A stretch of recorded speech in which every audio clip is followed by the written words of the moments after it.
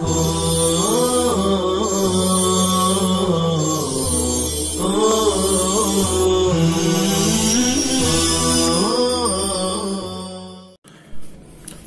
باللہ من الشیطان الرجیم بسم اللہ الرحمن الرحیم قل یا ایہا الناس اے اہل مکہ ان کنتم فی شک من دینی انہ حق فلا عابد الذین تعبدون من دون اللہ ای غیرہ وهو الاسنام لشککم فیہ ولكن عابدوا الله الذي يتوفاكم بقبض أرواحكم وأمرت بأن أكون من المؤمنين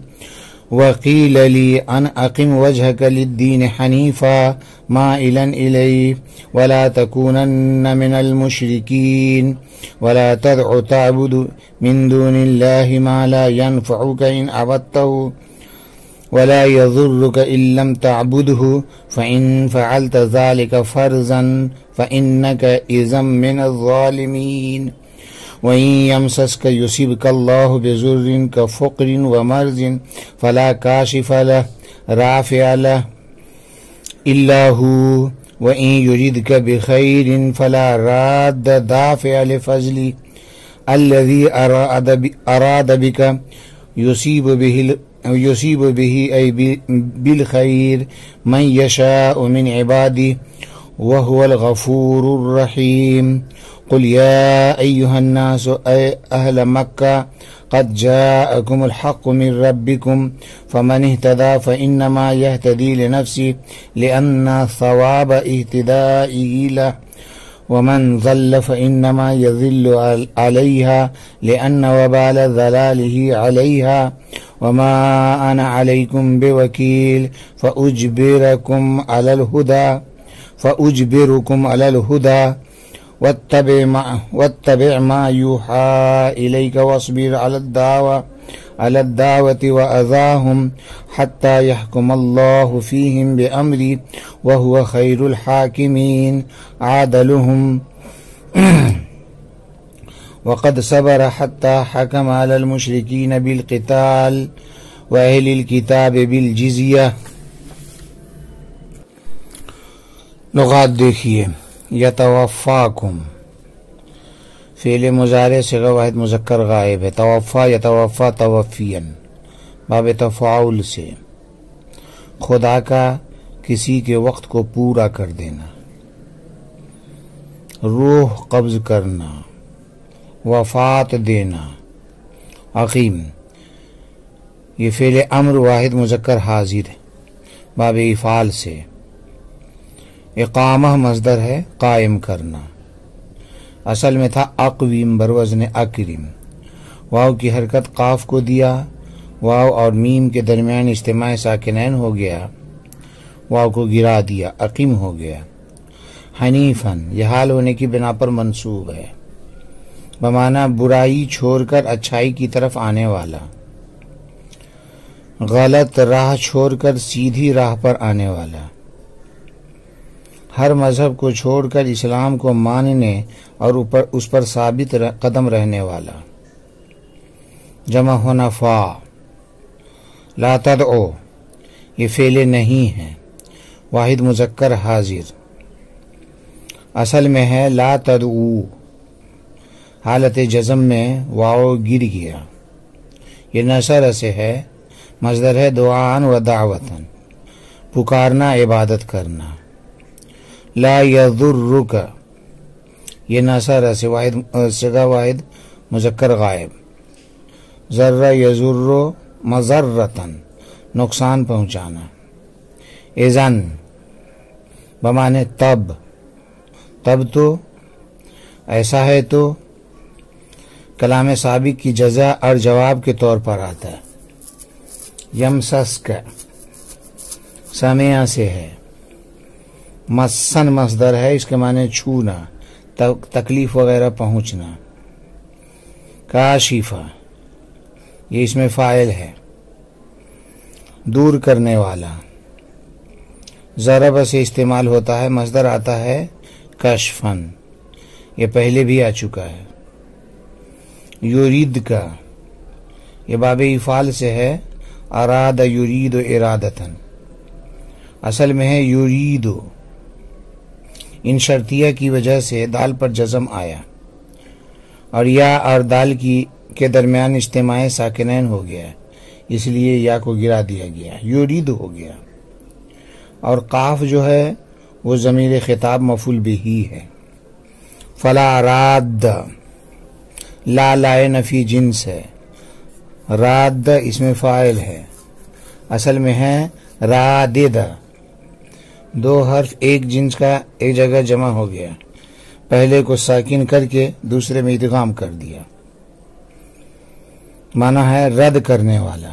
لوٹانے والا۔ یصیبو فعل مضارع واحد مذکر غائب، اصاب یصیب اصابتن افعال سے، عطا کرنا، دینا، پہنچانا۔ وکیل اس کے معنی محافظ، نگراں، ضامن، جمع آتی ہے وکلاء۔ اصبر فعل امر واحد مذکر حاضر، ضرب یضرب سے ہے، مصدر آتا ہے صبرن، صبر کرنا، ثابت قدم رہنا۔ الحاکمین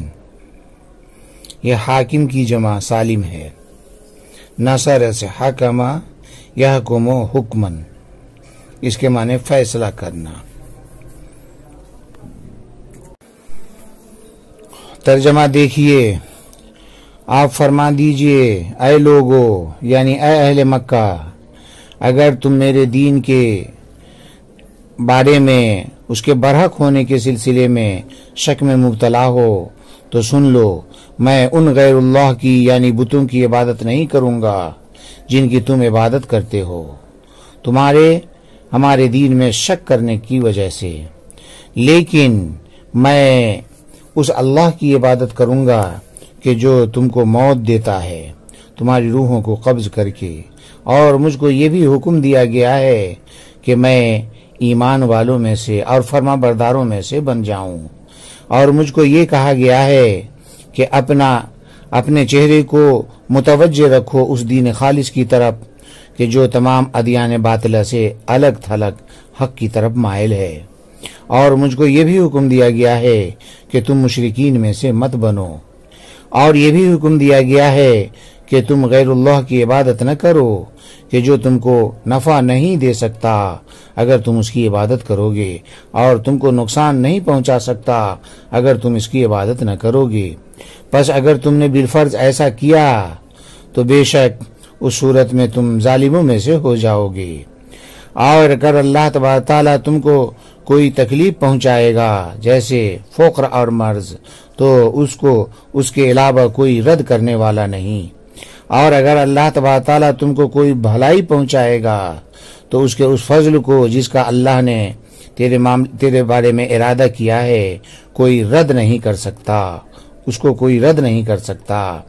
اور اللہ تبارک تعالیٰ بھلائی پہنچاتا ہے اپنے بندوں میں سے جس کو چاہتا ہے، اور وہی بخشنے والا رحم کرنے والا ہے۔ آپ فرما دیجئے اے لوگو، یعنی اے اہل مکہ، تحقیق کہ تمہارے پاس تمہارے رب کی جانب سے سچی بات آ گئی، تو جو شخص ہدایت یاب ہوگا تو وہ ہدایت یاب ہوگا اپنے ہی فائدے کے لیے، اس لیے کہ اس کے راہ راست پر آنے کا ثواب اسی کو ملے گا، اور جو شخص گمراہ ہوگا تو وہ گمراہ ہوگا، اس کے گمراہی کا نقصان اسی کو ہوگا، کیونکہ اس کے گمراہی کا وبال اسی پر آئے گا، اور میں تم پر ذمہ دار نہیں ہوں، اور میں تمہارا نگراں نہیں ہوں کہ میں تم کو ہدایت پر مجبور کروں۔ اور یہ بھی حکم دیا گیا ہے کہ تم پیروی کرو انہی چیزوں کی جن کو بذریعے وہی تمہاری طرف بھیجی جاتی ہے، اور دعوت پر اور ان کی تکلیف پر صبر کرو یہاں تک کہ اللہ تبارک تعالیٰ ان کے بارے میں اپنے امر کے ذریعے فیصلہ فرمائیں، اور وہ بہترین فیصلہ فرمانے والے ہیں، یعنی سب لوگوں میں زیادہ انصاف کرنے والے ہیں۔ اور تحقیق کہ آپ صلی اللہ علیہ وسلم نے صبر فرمایا یہاں تک کہ اللہ تبارک تعالیٰ نے مشرکین کے بارے میں قتال کا فیصلہ فرمایا اور اہل کتاب کے بارے میں جزیہ کا فیصلہ فرمایا۔ ما قبل کی آیات میں یہ فرمایا کہ کفار کے تکذیب کی بنیادی وجہ ان کا دین کے بارے میں شک و شبہ ہے، جس کے علاج کا طریقہ بھی بیان کیا گیا کہ اہل علم سے پوچھو، وہ حقیقت اور حقیقت کو بتلا دیں گے۔ اس کے بعد بھی اگر تم میرے دین کی حقانیت کے سلسلے میں شک و شبہ میں پڑے ہوئے ہو تو میں تم کو اپنے دین کا اصل الاصول جو کہ توحید خالص ہے سمجھا دیتا ہوں۔ چنانچہ فرمایا جا رہا ہے کہ قل یا ایھا الناس، اے اہل مکہ، ان کنتم فی شک من دینی انہ حق فلا اعبد الذین تعبدون من دون اللہ ای غیرہ وہو الاصنام لشککم فیہ ولكن اعبد اللہ الذی یتوفاکم بقبض ارواحکم وامرت بان اکون من المؤمنین۔ کہ آپ فرما دیجئے کہ اے لوگو، یعنی اے اہل مکہ، اگر تم میرے دین کے برحق ہونے کے بارے میں شک میں مبتلا ہو تو تم لوگ میرے دین کی حقیقت سن لو کہ میں ان معبودوں کی عبادت نہیں کروں گا جن کی تم عبادت کرتے ہو اللہ کو چھوڑ کر، یعنی غیر اللہ کی عبادت نہیں کروں گا جو بت ہے، البتہ اس معبود کی عبادت کروں گا جو تمہاری جان کو قبض کرتا ہے، اور مجھ کو اللہ کی طرف سے یہ حکم ہوا ہے کہ میں اللہ پر ایمان لانے والوں میں سے بنوں۔ مطلب یہ ہے کہ اگر تم کو میرے دین اور طریقہ کے حق اور صحیح ہونے کے سلسلے میں کسی طرح کا شک و شبہ ہے تو میں اپنے دین کا خلاصہ تم کو سمجھا دیتا ہوں، چنانچہ اس کو تمہارے سامنے پیش کرتا ہوں، لہٰذا تم انصاف کی نظر سے اس کو سنو، دیکھو، تاکہ صحیح اور غلط کا پتہ چل سکے۔ اور وہ خلاصہ یہ ہے کہ میں تمہارے ان خود ساختہ معبودوں کی یعنی بت وغیرہ کی عبادت ہرگز نہیں کروں گا، بلکہ تمہارے خالق کی عبادت کروں گا جو تمہارے موت کا مالک ہے، کہ تمہاری روحوں کو قبض کر کے تم کو موت دیتا ہے، چونکہ موت ایسی چیز ہے کہ جس کو سن کر دل میں خوف پیدا ہوتا ہے، اس لیے اس وصف کو اللہ تبارک تعالیٰ نے خاص طور پر یہاں تحدید کے واسطے ذکر فرمایا ہے کہ یتوفاکم۔ اور مفسر علام نے جو یہ فرمایا لشککم فیہ، یہ تعبدون من دون اللہ سے متعلق ہے، اے تعبدون من دون اللہ لشککم فیہ اے فی انہ حق، کہ دین کی حقانیت کے سلسلے میں تم شک میں مبتلا ہو، اس لیے تم غیر اللہ کی عبادت کرتے ہو۔ خلاصہ یہ ہے کہ غیر اللہ کی عبادت پر تم کو ابھارنے والی چیز یہ ہے کہ تم ہمارے دین کی حقانیت کے بارے میں شک اور شبہ کر رہے ہو، لیکن میرا معاملہ ایسا نہیں ہے کہ مجھ کو شک اور شبہ نہیں ہے، بلکہ میرا معاملہ تو یہ ہے کہ میں اس کی حقانیت میں کسی طرح کا کوئی شبہ نہیں کر رہا ہوں، اس لیے میں تو غیر اللہ کی عبادت کسی حال میں نہیں کروں گا، لہٰذا غیر اللہ کی عبادت کے سلسلے میں میری طرف سے خیال بھی نہ لانا، اور میں غیر اللہ کی عبادت کر بھی کیسے سکتا ہوں جبکہ مجھ کو تو حکم دیا گیا ہے کہ میں اللہ کی طرف سے نازل ہونے والی چیزوں پر ایمان لاؤں اور اس کی تصدیق کروں، کیونکہ تمہارے لیے اللہ کا جو پیغام میں لے کر آیا ہوں میں خود بھی اس کا مخاطب ہوں، اور میرے واسطے بھی ان چیزوں پر ایمان لانا واجب اور ضروری ہے۔ آگے فرمایا جا رہا ہے وَقِيلَ لِي أَنْ أَقِمْ وَجْهَكَ لِلدِّينِ حَنِيفًا مَائِلًا إِلَيْهِ وَلَا تَكُونَنَّ مِنَ الْمُشْرِكِينَ، کہ مجھ کو یہ بھی حکم دیا گیا ہے کہ میں اپنے چہرے کو دین حنیف کی طرف پورے طور پر متوجہ کر لوں۔ یہاں پر ان اقیم سے پہلے قیل لی مقدر مانا گیا ہے، اس سے اس بات کی طرف اشارہ مقصود ہے کہ ان اقیم قیل لی کا مقولہ ہے، اور اس کی وجہ سے وہ محل نسب میں ہے۔ اور آگے جو حنیفن، اس کا منسوب ہونا یہ للدین سے یا وجہ کا سے حال ہونے کی بنا پر ہے۔ اور مفسر علام نے جو فرمایا مائلن الیہ، اس کا مطلب ہے مخلصاً لہ العمل ظاہرا و باطنا۔ بہرحال اس میں خطاب اگرچہ آپ صلی اللہ علیہ وسلم کو ہے، لیکن تمام امت پر یہ چیز لازم ہوتی ہے کہ وہ اپنے آپ میں حضور پاک صلی اللہ علیہ وسلم جیسی صفت پیدا کریں، چنانچہ غیر اللہ کی عبادت کی طرف بالکل مائل نہ ہو، نہ تو ظاہراً نہ باطناً، پورے طور پر اللہ ہی کا بن کر رہیں، اس کے ساتھ کسی اور کو بالکل شریک نہ ٹھہرائے۔ اور یہ دھیان میں رکھے کہ جس طرح تمام مخلوق کا خالق وہی ہے، اس میں اس کا کوئی شریک نہیں،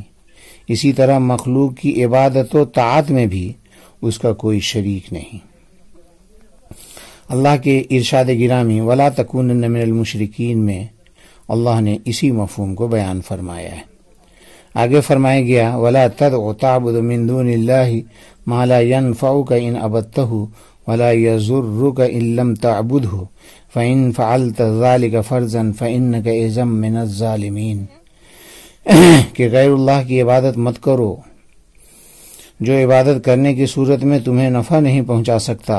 اور عبادت نہ کرنے کی صورت میں نقصان بھی نہیں پہنچا سکتا۔ بس اگر بالفرض تم نے غیر اللہ کی عبادت کی تب تو تمہارا شمار ظالموں یعنی مشرکوں میں سے ہوگا۔ ماقبل میں جو یہ فرمایا گیا تھا وَلَا تَكُونَنَّ مِنَ الْمُشْرِكِينَ، اس آیت کریمہ میں شرک کی ممانعت پر تاکید ہے۔ جیسے لا تکونن من المشرکین میں شرک کی ممانعت تھی، اسی شرک کی ممانعت پر تاکید اگلی آیت میں ہے۔ ساتھ ساتھ اس آیت میں غیر اللہ کے لائق عبادت نہ ہونے کی وجہ بھی بیان فرمائی گئی ہے کہ وہ عاجز بے بس ہے تو اس کی عبادت کیوں کرو گے۔ چنانچہ اس کی بے بسی کو بیان کرتے ہوئے فرمایا گیا کہ وہ نہ تو عبادت کرنے پر تم کو کوئی نفع پہنچا سکتا ہے اور نہ عبادت نہ کرنے پر تم کو کوئی نقصان پہنچا سکتا ہے، لہٰذا وہ عاجز محض ہے، پھر اس کی عبادت کیوں کر کی جا سکتی ہے۔ مفسر علام نے یہاں پر فرمایا فرضاً، اس سے دراصل ایک سوال کا جواب دینا مقصود ہے۔ سوال یہ ہے کہ نبی پاک صلی اللہ علیہ وسلم سے تو غیر اللہ کی عبادت محال ہے، تو آپ کو لا تدعو کے ذریعے کیسے خطاب کیا گیا؟ جواب یہ ہے کہ یہ خطاب علی سبیل الفرض و تقدیر پر محمول ہے، یعنی فرض کر لو، مان لو کہ اگر کہ آپ اللہ تبارک تعالیٰ کو غیر اللہ کی عبادت کرنے لگیں، یا یہ کہا جائے کہ خطاب اگرچہ آپ کو ہے لیکن سنانا مقصود دوسروں کو ہے۔ فَإِن فَعَلْتَ سے یہ بتانا مقصود ہے کہ ایسے عاجز اور بے بس کی عبادت کرنے والا تو اپنے اوپر ظلم کرنے والا ہی سمجھا جائے گا۔ بالفرض آپ کا ایسا کام ہو، یعنی فرض کے طور پر آپ ایسا کام کرنے لگیں، یا چاہے کوئی دوسرا ایسا کام کرنے لگے، یعنی عاجز بے بس کی عبادت کرنے لگے، تو ظاہر ہے کہ وہ تو اپنی ذات پر ظلم ہی کرے گا۔ آگے فرمایا گیا وَإِن يَمْسَسْكَ يُصِبْكَ اللَّهُ بِضُرٍّ كَفَقْرٍ وَمَرْضٍ فَلَا كَاشِفَ رَافِعَ لَهُ إِلَّا هُوَ وَإِن يُرِدْكَ بِخَيْرٍ فَلَا رَادَّ دَافِعَ لِفَضْلِهِ الَّذِي أَرَادَ بِكَ يُصِيبُ بِهِ بِالْخَيْرِ مَن يَشَاءُ مِنْ عِبَادِهِ وَهُوَ الْغَفُورُ الرَّحِيمُ، کہ اگر تم کو اللہ تعالیٰ کوئی تکلیف پہنچاتا ہے جیسے فقر اور مرض، تو اس کو کوئی ہٹا نہیں سکتا اللہ کے علاوہ، اور اگر تم کو کوئی بھلائی پہنچاتا ہے تو اللہ اس فضل کو جو تم کو پہنچانا چاہتا ہے کوئی رد نہیں کر سکتا، اور اللہ اپنے بندوں میں سے جس کو چاہتا ہے خیر اور بھلائی پہنچاتا رہتا ہے، اور وہ بہت ہی معاف کرنے والا، رحم کرنے والا ہے۔ اس سے پہلی آیت میں عاجز اور بے بس چیزوں کی عبادت کرنے سے منع کیا گیا، تو آگے اس ذات کی عبادت کرنے کی ترغیب دی جا رہی ہے جو قادر اور مالک علی الاطلاق ہے، یعنی عاجز، بے بس، ناقابل عبادت ہے، تو قادر، مالک علی الاطلاق یہ قابل عبادت ہے، جو تکلیف و راحت اور بھلائی برائی پر کامل اختیار اور قبضہ رکھتا ہے کہ اس کی طرف سے دی گئی تکلیف کو کوئی ہٹا نہیں سکتا، اور جس پر فضل و رحمت کرنا چاہے تو کسی کی طاقت نہیں ہے کہ اسے محروم کر سکے۔ یہاں پر غور کرنے کی بات یہ ہے کہ اللہ تبارک تعالیٰ نے جب ضرر کا ذکر فرمایا تو یمسسکا کا لفظ استعمال فرمایا، چنانچہ ارشاد فرمایا وَإِن يَمْسَسْكَ اللَّهُ بِضُرٍّ، اور جب خیر کا ذکر فرمایا تو اس کے لیے یریدکا کا لفظ استعمال فرمایا، یعنی ضر کے واسطے مس کا لفظ اور خیر کے ساتھ ارادہ کا لفظ ذکر فرمایا۔ اس سے یہ بتانا مقصود ہے کہ خیر مراد بالذات ہے جس کے لیے قصد و ارادہ مناسب ہے۔ رہا ضر اور ضرر کا معاملہ تو وہ تو انسان کو نہ چاہتے ہوئے بھی پہنچ جاتا ہے، وہ مطلوب اور مقصود نہیں ہوتا۔ پھر آگے فرمایا گیا فلا راد لفضلی،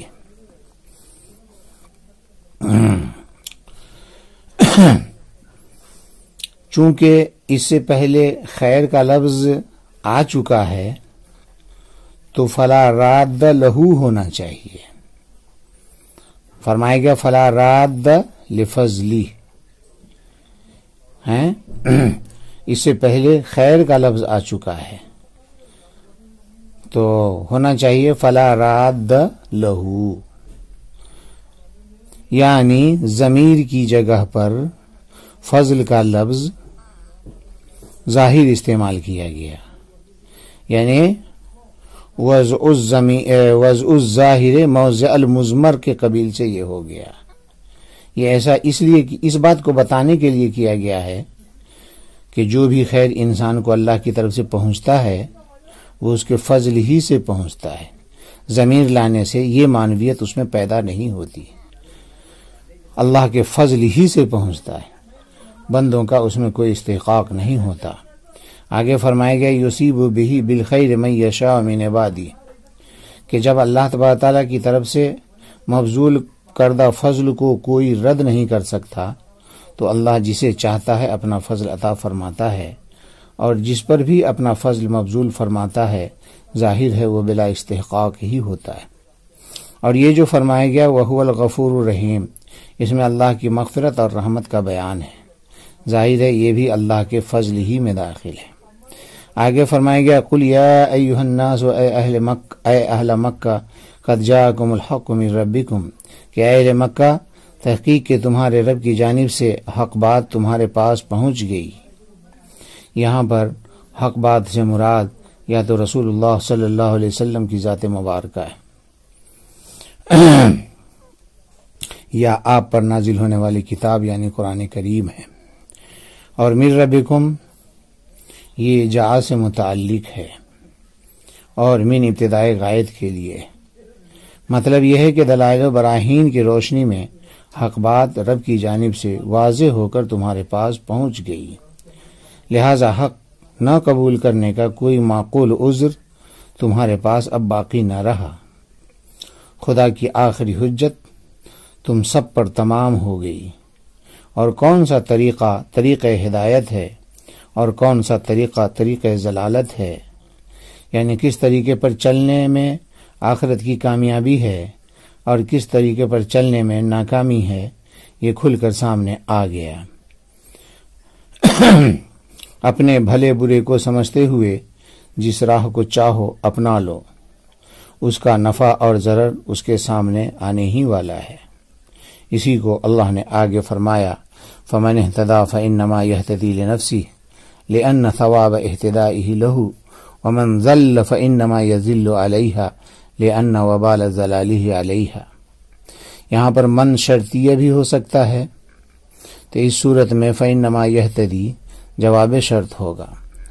اور فا کا آنا بطور وجوب ہوگا، اور من موصولہ بھی ہو سکتا ہے، تو اس صورت میں اپنے سیلا یعنی اہتدا سے مل کر من مبتدا متضمن بمانا شرط ہوگا، اور فإنما یہتدی یہ خبر متضمن بمانا جزا ہے، تو فا کا آنا بطور جواز ہوگا۔ مطلب یہ ہے کہ اگر ہدایت والی راہ پر چلو گے تو اس کا فائدہ تم ہی کو ہوگا، کیونکہ ہدایت کا ثواب مل کر رہے گا، اور جو گمراہی کی راہ اختیار کرے گا تو اس کی گمراہی کا وبال اسی پر ہوگا۔ رہا میرا معاملہ تو سن لو، میرا کام صرف اللہ کا تم تک پیغام پہنچا دینا ہے جو میں نے بأحسن وجوہ پہنچا دیا، اور میں تمہارے افعال کا ذمہ دار اور جواب دہ نہیں ہوں کہ منوا کر ہی چھوڑوں اور نہ ماننے کی صورت میں تم پر جبر کروں۔ اللہ نے وما انا علیکم بوکیل میں یہی بیان فرمایا۔ آگے آپ صلی اللہ علیہ وسلم کو تسلی ہے کہ واتبع ما یوحی الیک واصبر علی الدعوۃ واذاہم حتی یحکم اللہ فیہم بامرہ وہو خیر الحاکمین عادلہم۔ یہاں سے آپ صلی اللہ علیہ وسلم کو تسلی دینا مقصود ہے کہ آپ اللہ کے احکام کی پیروی کرتے رہیں اور تبلیغ وغیرہ کے کام میں مشغول رہیں، ان کی ایذا رسانی کو برداشت کرتے رہیں